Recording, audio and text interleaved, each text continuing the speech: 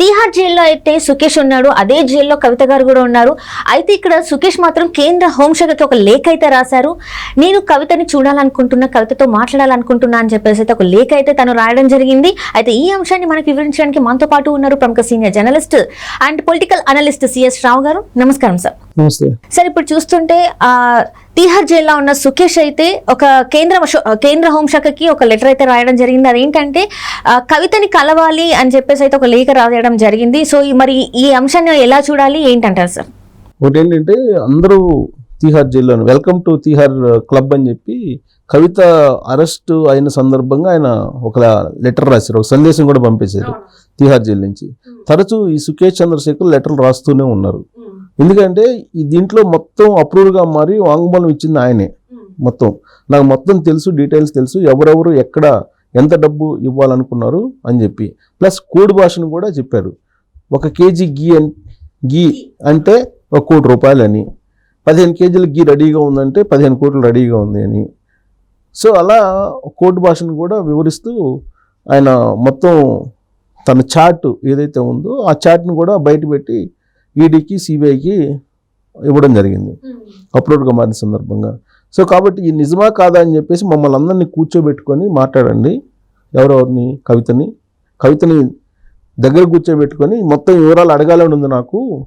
కాబట్టి అందరినీ మమ్మల్ని కవితని, నన్ను, కేజ్రీవాల్ని, తర్వాత సత్య జైన్ ఎవరో ఉన్నారు ఇంకొక అతను అందరిని కూర్చోబెట్టి నా ముందు కూర్చోబెడితే అందరికీ నేను ఈ చాటింగ్లో ఏం జరిగినాయో, కోడ్ భాష ఏం జరిగిందో అదంతా కూడా నేను చూపించి నేను అడుగుతాను, నాకు అవకాశం కల్పించండి అని చెప్పి కేంద్ర హోంశాఖకి లెటర్ రాశాడు.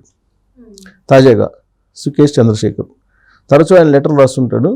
ఆయన ఇప్పుడు కేంద్ర హోంశాఖకి లెటర్ రాశాడు. లెటర్ రాసి ఖచ్చితంగా మమ్మల్ని గ్రూప్గా విచారించండి, ఈ మొత్తం వివరాలు నేను బయట పెడతాను, చాటింగ్ ఎవరెవరి నుంచి ఏం జరిగింది అనేది. లిక్కర్ సౌత్ గ్రూప్కి హెడ్గా కవిత వ్యవహరించారు, కవితకి చేసినటువంటి చాటింగ్ కూడా నేను ప్రూఫ్ చూపిస్తాను అని చెప్పి చెప్పారు. 15 పేజీల లెటర్ అయితే రాశాడు. 15 పేజీల లెటరు విత్ ప్రూఫ్లు నేను చూపిస్తానని చెప్పి పాయింట్ వైజ్ 15 పేజీల లెటరు కేంద్ర హోంశాఖకి అందజేశాడు. తీహార్ జైలు నుంచి రాశాడు కేంద్ర హోంశాఖకి. రాసినప్పుడు ఈ లిక్కర్ స్కామ్కి సంబంధించి లిక్కర్ పాలసీ మార్చడానికి డబ్బులు ఏవైతే ఉన్నాయో ఆ డబ్బులు ఎవరెవరి నుంచి ఎక్కడ తీసుకున్నారని చెప్పి మెన్షన్ చేశాడు. దాన్ని మెన్షన్ చేసినటువంటి పాయింట్లో డిఆర్ఎస్ ఆఫీస్లో హైదరాబాద్లో మేము తీసుకున్నాము, మాకు అందాయి 15 కేజీస్ గీ అంటే 15 కోట్లు అందాయి. ఈ డబ్బులు ఎక్కడికి వెళ్ళినాయి అని అంటే గోవా, కర్ణాటకకి వెళ్ళాయి. ఈ మొత్తం ఆధారాలతో సహా చెప్తున్నారు. అప్పుడు కర్ణాటక, గోవా ఎలక్షన్స్ ఉన్నాయి. ఆ సందర్భంగా ఇక్కడి నుంచి డబ్బులు తీసుకెళ్లారు, బీఆర్ఎస్ ఆఫీస్ నుంచి కొన్ని కోట్ల రూపాయలు డబ్బులు తీసుకెళ్లారని చెప్పేసి ఆయన కేంద్ర హోంశాఖకి రాసినటువంటి 15 పేజీల లెటర్లో పొందుపరిచినటువంటి ప్రధానమైనటువంటి అంశాలు. అందుకే వీటన్నిటిని ప్రూవ్ చేయాలంటే కనుక మమ్మల్ని అందరినీ కూర్చోబెట్టుకొని మీరు ఇంట్రాగేషన్ చేయండి, ఇంట్రాగేషన్ చేస్తే అప్పుడు మొత్తం వివరాలు బయటకు వస్తాయి, నా దగ్గర ఆధారాలు ఉన్నాయి, వాట్సాప్ చాట్లు ఉన్నాయి అని చెప్పి ఆయన తాజాగా రాసినటువంటి లేఖ ఒక సంచలనం అయితే సృష్టిస్తుంది. అయితే కవిత ఇప్పుడు దాదాపుగా జైలుకి దాదాపు 4 రోజులు అవుతుంది సుమారుగా. సరే, ఆవిడ చూడటానికి కేటీఆర్ కూడా వెళ్ళారు, ఢిల్లీలో ఆవిడని కలవడం జరిగింది. ఈ తీహార్ జైలుకి ఈడీ అరెస్ట్ చేసి తీసుకెళ్ళిన తర్వాత సిబిఐ కూడా ఎంటర్ అయింది. సిబిఐ కూడా విచారించి అటు సిబిఐ కానీ ఇటు ఈడీ కానీ చెప్తుంది ఏంటంటే లిక్కర్ సిండికేట్లో సౌత్ గ్రూప్ హెడ్గా కవిత ఉన్నారు వాళ్ళు. ఇది బీజేపీ ఇంట్రాగేషన్ లాగా ఉంది, మోడీ ఇంట్రాగేషన్ లాగా ఉంది తప్పితే బీజేపీ ఇంట్రాగేషన్ లాగా ఉంది తప్పితే అదే ఈడీ ఇంట్రాగేషన్ లాగా సిబిఐ ఇంట్రాగేషన్ లాగా లేదు. అది పొలిటికల్ అరెస్ట్ లాగా అనిపిస్తుంది, ఇది పొలిటికల్ ఇంట్రాగేషన్ లాగా అనిపిస్తుంది అని చెప్పి ఆవిడ అంటూ నేను కడిగిన ముత్యంలాగా బయటకు వస్తానని చెప్పి చెప్తున్నారు. సరే, దాని మీద ఆల్రెడీ కోర్టు చాలా క్లియర్గా చెప్పింది, జ్యుడిషియల్ కస్టడీకి ఇవ్వడం జరిగింది. జ్యుడిషియల్ కస్టడీకి తీసుకున్నారు, సిబిఐలో విచారించారు. మళ్ళీ ఇంకా జ్యుడిషియల్ కస్టడీకి అవసరం లేదు, ఏదడిగినా కానీ ఆమె నాకు తెలియదు అని చెప్తున్నారు, నాకు తెలియదు, నాకు సంబంధం లేదు చెప్తున్నారు. కాబట్టి జ్యుడిషియల్ కస్టడీ కూడా అవసరం లేదని చెప్పేసి వాళ్ళు కూడా సిబిఐ అడ్వకేట్స్ కూడా చెప్పారని చెప్పి తెలుస్తుంది. సో మొత్తం మీద తీహార్ జైల్లో అయితే కవిత ఉన్నారు. తీహార్ జైల్లో కవితకి కుటుంబ సభ్యుల్ని కలవడానికి అనుమతి ఉంది. అలాగే ప్రతిరోజు ఇంటి ఫుడ్ తినడానికి అనుమతి ఉంది. కానీ తీహార్ జైల్లో ఉండేటువంటి వాళ్ళు అనుమతించట్లేదు ఫుడ్ అనేది ఒకటి వినిపిస్తుంది. ఇప్పుడు ఇంకొక వైపు ఏమో కేజ్రీవాల్ ఉన్నారు. కేజ్రీవాల్ ఢిల్లీ ముఖ్యమంత్రి. ఆ కేజ్రీవాల్ కూడా తీహార్ జైలు నుంచి ఢిల్లీ పరిపాలన సాగిస్తూ ఉన్నాడు. ఆయనేమో ఏదో షుగర్ లెవెల్ పెంచుకోవడానికి స్వీట్స్ తింటున్నాడని, మామిడికాయలు తింటున్నారని చెప్తూ ఉన్నారు. సో ఆయన కూడా ఏమంటున్నారు, ఇంటి దగ్గర నుంచి వచ్చినటువంటి ఫుడ్లో మామిడికాయలు ఉంటాయి తప్పితే కావాలని తినేది ఏం లేదు. తీసుకొచ్చినప్పుడు ఒకసారి 2 సార్లు తీసుకొచ్చారు, దాన్ని కావాలని వీళ్ళు డ్యామేజ్ చేయడానికి ప్రయత్నం చేస్తున్నారు తీహార్ జైలు. ఇదంతా పొలిటికల్ కేసు లాగా ఉందని చెప్పి ఆయన కూడా అంటున్నారు. సో ఒకవైపు కవిత, ఇంకొక వైపు కేజ్రీవాల్, మరోవైపు సిసోడియా ఆల్రెడీ సంవత్సరం అయిపోయింది ఆయన జైలుకి వెళ్ళిపోయి, ఇప్పటివరకు ఆయనకి బెయిల్ లేదు. సో ఇప్పుడు కవితకి ఎప్పుడు బెయిల్ వస్తుంది అని చెప్పేసి తెలియట్లేదు.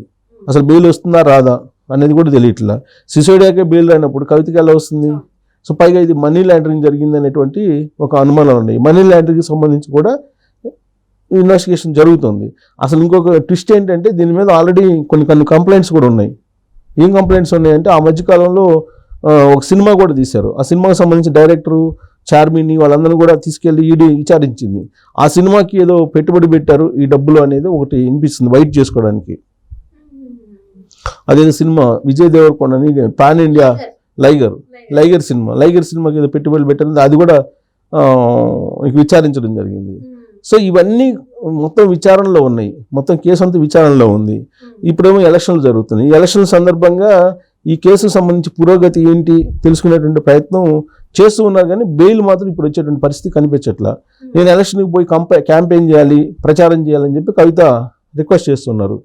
అయినా కానీ వాళ్ళు పర్మిషన్ అయితే ఇవ్వట్లేదు, కోర్టు పర్మిషన్ అయితే ఇవ్వట్లేదు. ఒక్కోసారేమో ఆ పిల్లలకి స్కూల్స్ ఉన్నాయి, ఎగ్జామ్స్ ఉన్నాయి, అనుమతి ఇవ్వండి, మా పిల్లలు మైనర్లని ఒకసారి, లేదు లేడీస్ పరమైనటువంటి ఆరోగ్య సమస్యలు తనకున్నాయి, బాధపడుతున్నానని ఒకసారి, ఇట్లా రకరకాల ప్రయత్నాలు అయితే చేస్తున్నారు. కానీ ఇప్పటివరకు అయితే ఎలాంటి గ్రీన్ సిగ్నల్ లేదు. సో మరి కేటీఆర్ వెళ్ళి మరి ఏం చెప్పారో ఏం మాట్లాడారో తెలీదు. సో ఆమెకైతే తిహార్ జైల్లో కొన్ని ప్రత్యేకమైనటువంటి వసతులు కల్పిస్తున్నారు అనేది అయితే వినిపిస్తుంది. కానీ సుకేష్ చంద్రశేఖర్ మాత్రం నాకు కవితను చూపించాలి, కవితతో నేను మాట్లాడాలి, కవిత ఏం చెప్పిందో ఆ రోజు వాట్సాప్ చాట్ ఏం చేసిందో అవన్నీ నేను ఆమెకు చూపించి నేను తెలుసుకోవాలి అని చెప్పేసి ఆయన అడుగుతున్నటువంటి క్రమంలో మరి కేంద్ర హోంశాఖ స్పందిస్తుందా? కేంద్ర హోంశాఖ కనుక పాజిటివ్గా స్పందించి గో హెడ్ అని చెప్పి ఈడీకో సిబిఐకో చెప్తే అందరిని కలిపి ఇంట్రాగేషన్ చేయండి అని సుకేష్ చంద్రశేఖర్ కోరిన విధంగా ఆ పని అయితే చేస్తారు. అప్పుడు సుకేష్ చంద్రశేఖర్ ఏం చెప్తాడు, కవిత ఏం చెప్తుంది, ముఖాముఖి కూర్చున్నప్పుడు అందరూ అప్పుడు నిజాలు బయటపడేటువంటి అవకాశం ఉంది. మొదటి నుంచి సుకేష్ చంద్రశేఖర్ అదే చెప్తున్నాడు, చేయాలని చెప్తున్నాడు.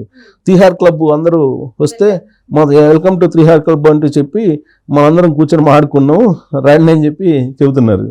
సో దీనికి సంబంధించి మరి లిక్కర్ సిండికేట్కి సంబంధించిన వ్యవహారం మరి ఫైనల్గా సుకేష్ చంద్రశేఖర్, కవిత ఇద్దరు కూర్చొని, లేకపోతే అందరూ కూర్చొని, సిసోడియా, కేజ్రీవాల్ అందరూ కూర్చొని అందరిని కూర్చోబెట్టి మాట్లాడతారా, లేదంటే ఇంట్రాగేషన్ ఇండివిజువల్గానా? ఇప్పుడైతే అందరిని కూర్చోబెట్టి మాట్లాడినటువంటి ఇంట్రాగేషన్ చేసినటువంటి దాఖలాలు అయితే లేవు.